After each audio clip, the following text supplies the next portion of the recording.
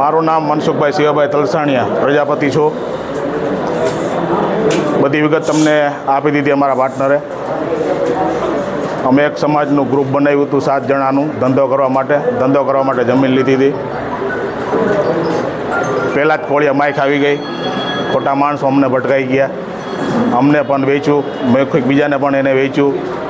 ભૂમાફિયાઓ વારંવાર અમને હેરાન કરે, એના માણસો આવે, દબાવે, ધમકીઓ આપે. એટલે મારું કહેવાનું એ છે કે 7 જણા વતી મેં ફરિયાદ કરેલી છે લૂંટની, બરાબર. તો આ 7 પાર્ટનર, હું કે અમારા પરિવારને કાંઈ હુમલો થાય, કાંઈ એક્સિડન્ટ બનાવ બને, કાંઈ અઘટિત બનાવ બને તો એના જવાબદાર કમલેશભાઈ રામાણી, ભૂપતભાઈ ભરવાડ અને દિલીપભાઈ કરશનભાઈ મકવાણા રહેશે. કારણ કે અમે ખૂબ ડરેલા છીએ. અમે પ્રજાપતિ સમાજમાંથી આવીએ છીએ, અમે એક વેપારી માણસો છીએ, અમે આ વસ્તુ ન કરી શકીએ. અને એ બહુ છેલ્લી હદે જાય છે, પણ અમે એ વસ્તુ કાંઈ કરી ન શકીએ. અમે બહુ તો પોલીસનો સહારો લઈ. પોલીસ છે એ નિષ્પક્ષ અને તટસ્થ તપાસ કરી રહી છે.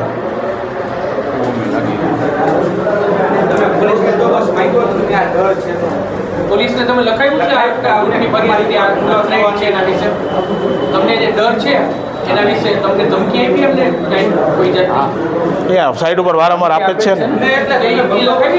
લખાયું, ફરિયાદમાં લખાયું. મારું નામ નીતિન વ્રજલાલ ઘાટલિયા. આપ બધા સારી રીતે પરિચિત છો કે આજે શેના માટે આપણે ભેગા થયા છીએ. રાજકોટ પૂર્વ 37 પૈકી 1 સર્વે નંબર અને 37 પૈકી 2 મેંગો માર્કેટની જે જમીનનો વિવાદ ચાલી રહ્યો છે એના માટે થઈને આપણે આજે પ્રેસમાં બધા સાથે મળ્યા છીએ. હું આપ બધાનો મીડિયાનો ખરેખર આભાર માનું છું કે આપે ટૂંકી નોટિસમાં બધા અહીંયા અમારે વેદનાને સાંભળવા માટે થઈને, અમને વાચા આપવા માટે થઈને તમે બધા આવ્યા છો. એ બદલ હું આપનો અહીંયા આવ્યા છે બદલ આપનો આભાર માનું છું. અમે પ્રજાપતિ સમાજમાંથી છીએ. આ જગ્યા જે છે રાજકોટ સર્વે નંબરની, એમાં 7 ભાગીદારો છે. 7 ભાગીદારો છે પ્રજાપતિ સમાજના છે. અને પ્રજાપતિ સમાજનું ગ્રુપ બનાવ્યું હતું અને પ્રજાપતિ સમાજના ગ્રુપથી પ્રજાપતિ સમાજનો વિકાસ કેમ થાય એના માટેથી અમે પહેલીવાર અમે આ પગલું ભર્યું હતું. અને પહેલીવારના પગલામાં અમે આમાં ફસાણા છીએ. તો અમે એના માટે થઈને તમને હું થોડીક આની પહેલાં પૂર્વ ભૂમિકા આપી દઉં. આ હકીકતમાં શું છે અને જમીનનો વિવાદ કેવી રીતે થયો અને જમીનનો સોદો કેવી રીતે થયો એનો પણ હું તમને એક વિગત આપીશ. પહેલાં અમારો મૌખિક સોદો છે એ 27/6/22ના રોજ મૌખિક સોદો થયેલો હતો અમારો. જે દિલીપ કરશન મકવાણા જમીનના માલિક છે એમની સાથે 27/6/22ના રોજ મૌખિક સોદો અમારો થયેલો હતો. અને અકીલા પેપરમાં જાહેર નોટિસ પણ આની પ્રસિદ્ધ કરવામાં આવી હતી. આમની સામે કોઈ વાંધો હોય તો એ વાંધો રજૂ કરી શકે છે. એ 28/6/22ના રોજ અકીલામાં પ્રેસ નોટ પણ આની આપવામાં આવી હતી. અને પ્રેસ નોટનો સમય પૂરો થયા પછી વકીલે અમને એનઓસી પણ આપેલું છે કે આમાં કોઈનો વાંધો આવેલ નથી આ જગ્યામાં. આ સોદાને 18/10/22ના રોજ લેખિતમાં અમે એને લેખિતમાં લીધો અને અમારો સાટાકત નોટરાઇઝ સાટાકત થયું એમાં. અને એ સાટાકતમાં અમે 1,50,00,000 રૂપિયા અમને ચેકથી બધા પાર્ટનરોના ભાગે પડતા આવતા 1,50,00,000 રૂપિયા ચેકથી અમે એમને આપેલા છે. અને આ જગ્યાનો ટોટલ સોદો ઉધડો સોદો 9 કરોડમાં થયેલો છે. આ જગ્યાનો સોદો 4 એકર ને 35 ગુઠા આ જગ્યા છે. એનો 9 કરોડ ઉધરામાં સોદો થયેલો છે. બીજા 1.5 કરોડ રૂપિયા છે એને કેશની ડિમાન્ડ હતી અને કેશ જોઈ છે મારે, એટલે એમને કેશ અમે આપ્યા. પણ એ અમારી પાસે 1 નંબરના જ છે. એ 1.5 કરોડ રૂપિયા જે કેશમાં આપ્યા છે એ વ્હાઇટના છે. એ 1/2/23ના અમે 1/2/23ના રોજ એ 1.5 કરોડ રૂપિયા જે કે મોલિયા સાહેબની ઓફિસે એમની રૂબરૂમાં આ પૈસા એમને આપેલ છે અમે. અને એની પહોંચ પણ અમારી પાસે છે અને નોટરાઇઝ સાટાકત પણ અમારી પાસે છે. 1/2/23ના રોજ જમીન માલિકે અમને જમીનનો કબજો સમથળ કરવા માટે અને રોડ રસ્તા કરવા માટે અમને કબજો પણ એમને 1/2/23ના રોજ અમને સોંપી દીધેલો હતો.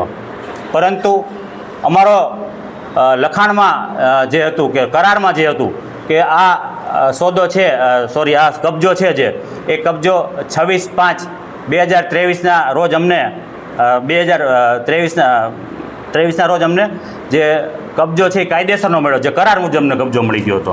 એમાં આ જગ્યા પર રોડ રસ્તાનું કામ થયેલું છે, ભૂગર્ભ ગટરનું કામ થયું છે, અમારી સાઇટ ઓફિસ પણ ત્યાં ઊભી છે. આ બધું ચાલતું હતું અને કરાર મુજબ બધું કમ્પ્લીટ ચાલતું હતું.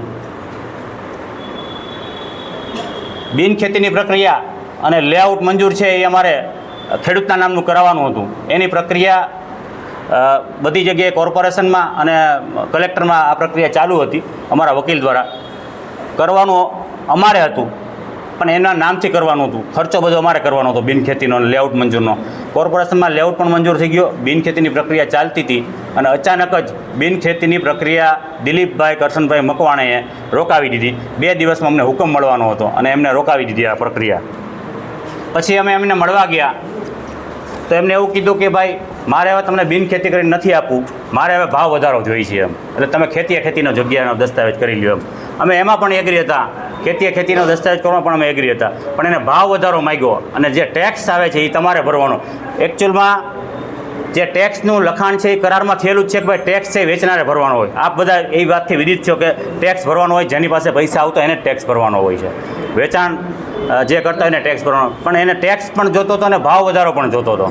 આ વાત અમારી અહીંથી ટૂંકમાં અમારા સોદામાં ત્યાંથી ટ્વિસ્ટ આવ્યું.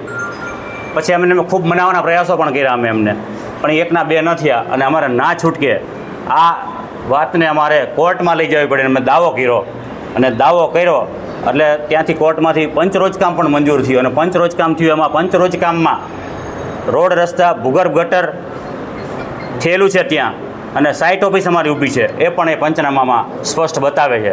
પંચનામું પણ આ જગ્યાનું થયેલું છે. કોર્ટ નામદાર કોર્ટના કમિશનર દ્વારા આ પંચનામું થયેલું છે ત્યાં. આ બધી પ્રક્રિયા ચાલતી હતી. અમારા રૂપિયા છે જોખમાય નહીં એટલા માટે મેં દાવો કર્યો છે, કારણ કે સામેવાળા છે એ દિલીપભાઈ કરશનભાઈ મકવાણા આવું લખે છે એમાં પેપરમાં પણ ઘણીવાર ભાઈ રિક્ષા ચલાવે છે ને ભાઈ અભણ માણસ છે એવું પેપરમાં ઘણીવાર આવ્યું છે એમનું.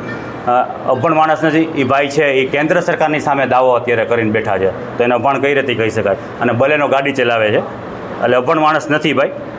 અમે સમાધાન માટે ખૂબ પ્રયાસો કર્યા. એમના બનેવી છે નારણભાઈ વકાતર, એમના દ્વારા સોદો થયો હતો, એમના દ્વારા પણ અમે ખૂબ પ્રયાસો કર્યા, પણ એને ભાવ વધારો જોતો હતો અને ભાવ વધારો થઈ ડબલ જોતો હતો એમને. જંત્રી ડબલ થઈ એટલે કે મારા પૈસા પણ ડબલ થઈ જાય એમનું કહેવાનું એવું થતું હતું. એટલે પછી અમે આ કોર્ટમાં દાવો કરેલ છે. દાવો ચાલતો હતો અને દાવામાં અમને સ્ટે મળ્યો છે. એ અમારા તરફી સ્ટે આવ્યો છે. કોર્ટે અમારા તરફી સ્ટે આપ્યો છે કે આનું વેચાણ ન કરું, ગીરો ન કરું, એસાઇન ન કરું એવો સ્ટે છે એ વાદી તરફી. અમે વાદી છીએ, એમાં વાદી તરફી સ્ટે અમને મળેલ છે. આમાં આ હતી અમારી સોદાની આખી વિગત. વાદી કે પ્રતિવાદી તો વેચાણ ન કરવું એટલે એ તો મિલકત છે એ તો એમને સ્થિર થઈ ગઈ ને. એટલે એનો મતલબ તો એવો થયો ને કે બાકી તમારા પાસે જો પુરાવા બધા હોય તો કઈ રીતે સ્ટે આપે? અમને સ્ટે આપ્યો છે ને. તમને સ્ટે આપ્યો છે બરોબર છે, પણ હવે તો જમીન છે તો તમારી તો નથી થઈ ગઈ ને હવે અત્યારે. અમારી માલિકી અમારી નથી, માલિકી તો એમની જ છે. મારું કહેવાનું ઈ છે માલિકી તો એમની જ્યાં સુધી દસ્તાવેજ ન થાય ત્યાં સુધી ખેડૂતની માલિકી જ રહે. 24ના રોજ સુધી દિલીપભાઈ કરશનભાઈ મકવાણાને કાંઈ વાંધો જ નહોતો. કોર્ટમાં કેસ પણ ચાલતો હતો, કોઈ પણ પ્રકારનો વાંધો નહોતો એમને. ત્યાં સુધી બધું બરાબર ચાલતું હતું. 2/6/24ના રોજ મયુર રૂપારેલિયા અને એમના સાગરીતો આ સાઇટ ઉપર આવ્યા અને અમારા ભાગીદારના ભાઈ ત્યાં બેઠા હતા. એમને એમ કીધું કે આ જગ્યા અમે લઈ લીધી છે, તમે આ જગ્યાનો કબજો ખાલી કરી નાખો હવે. અને કબજો લેવા માટે આવ્યા હતા. તો એમને પૂછ્યું ભાઈ કોણે જગ્યા લઈ લીધી છે? તો કે આ જગ્યા છે એ કમલેશ રામાણી ને ભૂપતભાઈ બાબુતરા લઈ લીધી છે આ જગ્યા. તમે આ જગ્યાનો કબજો ખાલી કરી નાખો, નહીં જાઓ તો તમારા ટાટિયા ભાંગી નાખવામાં આવશે. એટલે અમારા ભાગીદારના ભાઈ અમને બધાને ફોન કર્યા અને અમે બધા સાઇટ ઉપર ગયા અને અમે 100 નંબર ઉપર કમ્પ્લેન કરી. 100 નંબરની ગાડી આવી. અમે બધા ત્યાંથી પછી પોલીસ સ્ટેશન બી ડિવિઝન ગયા અને ત્યાં બે પાર્ટીએ એવું નક્કી કર્યું કે અત્યારે ફરિયાદ નથી કરવી. અમે એટલા માટે નક્કી કર્યું કે ભૂપતભાઈ ભરવાડનું નામ આવતા અમે લોકો પ્રજાપતિ સમાજમાંથી અમે ડરી ગયા કે ભાઈ સામેવાળા વ્યક્તિ માથા ભારે છે, આપણે કાંઈ ફરિયાદ નથી કરવી. અમે ત્યારે પણ ફરિયાદ ના કરી કાંઈ. અમારે જેમને સોદો કરાયો છે એ નારણભાઈ વકાતર ને પણ અમે ફોન કર્યો ને એ પણ ત્યાં જગ્યા ઉપર આવી ગયા હતા જ્યારે 2/6 ત્યારે નારણભાઈને સ્પીકર ચાલુ રાખીને મયુર રૂપારેલીએ ભૂપતભાઈ ભરવાડ સાથે વાત પણ કરાવી. અને ભૂપતભાઈએ નારણભાઈને એવું કીધું કે તમે કહી દો એમને બધા ત્યાંથી વયા જાય, નહીંતર મારે ત્યાં આવવું પડશે અને ન થવાની થશે એમ. એને બીજા ઘણા બધા સારા શબ્દો કીધા હતા, પણ આપણે આટલું જ કહીએ છીએ કે ન થવાની થશે એમ. એટલે ત્યાંથી અમે બી ડિવિઝન ગયા અને બી ડિવિઝનને ફરિયાદ કરવાનું અમે ટાળ્યું હતું. ત્યારે પછી પાછા 9/6 પાછા એ લોકો આવ્યા સ્થળ ઉપર. 9/6/2024ના રોજ સવારે 11 વાગે પાછા આવ્યા અને અમે પણ 100 નંબર બોલાવી અને એમને પણ 100 નંબર બોલાવી. ત્યારે પછી પાછા બી ડિવિઝન ગયા પણ ફરિયાદ કરવાનું બંને ટાળ્યું હતું. પછી અમે 9/6 રોજ અમે એવું નક્કી કર્યું આપણે કમિશનરને ફરિયાદ કરવી એમ, પોલીસ કમિશનર. એટલે પોલીસ કમિશનરને અમે લેખિત ફરિયાદ પણ ત્યારે કરેલી છે અને એની તપાસ ક્રાઇમ બ્રાન્ચમાં ચાલી છે.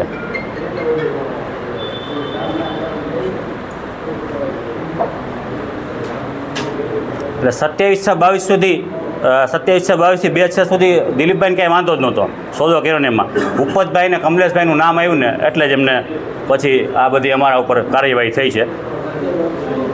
અને કમલેશભાઈ રામાણી અને દિલીપભાઈ કરતનભાઈ મકવાણા વચ્ચે આર્થિક લેવડ દેવડ થઈ છે એના પુરાવા અમે પોલીસને આપ્યા છે. એની તપાસ ચાલી રહી છે. આર્થિક લેવડ દેવડ થઈ છે બંને વચ્ચે એના પણ પુરાવા અમે આપી દીધા છે. એની તપાસ ચાલુ રહી છે અને પોલીસ તપાસ કરી રહી છે. ને દિલીપભાઈ કરતનભાઈ મકવાણાએ બંને પાર્ટીને વેચાણ કર્યું છે. અમારી સાથે ફ્રોડ થયું છે. અમે 2 વર્ષ પહેલાં સોદો કર્યો હતો ને હવે આ લોકોને માથાભારે માણસોને એમને વેચી નાખ્યું છે.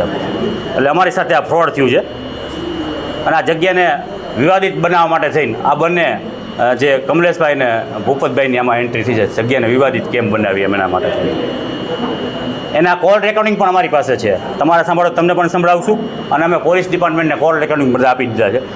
જમીન માલિક અને અમારા ભાગીદાર સાથે વાત છેલ્લી છે એના કોલ રેકોર્ડિંગ પણ અમે બધા પોલીસને આપી દીધેલા છે. એમાં એમની સાથે ભૂપતભાઈ અને કમલેશભાઈ સાથે જે સોદો થયો છે એની વિગત પણ છે. એમાં એ બધા કોલ રેકોર્ડિંગ પણ અમે એમને આપ્યા છે. જાહેર નોટિસ કમ ચેતવણી અમે 20/5/2024 રોજ જાહેર નોટિસ પણ આપી દીધી હતી. જાહેર નોટિસ કમ ચેતવણી કે આ જગ્યાએ કોઈ લેવી નહીં.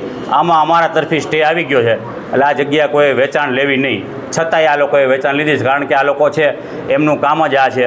એ લોકો છે એ પોલીસથી નથી ડરતા, એ કોર્ટથી નથી ડરતા.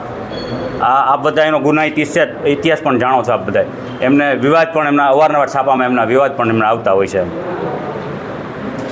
ક્રાઇમ બ્રાન્ચમાં અમે બંને પાર્ટીએ ફરિયાદ કરી હતી. અમે પણ ફરિયાદ કરી હતી, એમને પણ ફરિયાદ કરી. ત્યાં 2 મહિના તપાસ ચાલી અને 2 મહિનાના તપાસના અંતે બંને ઉપર 151ની અટકાયત કરી અને એ તપાસ ત્યાં પૂરી થઈ.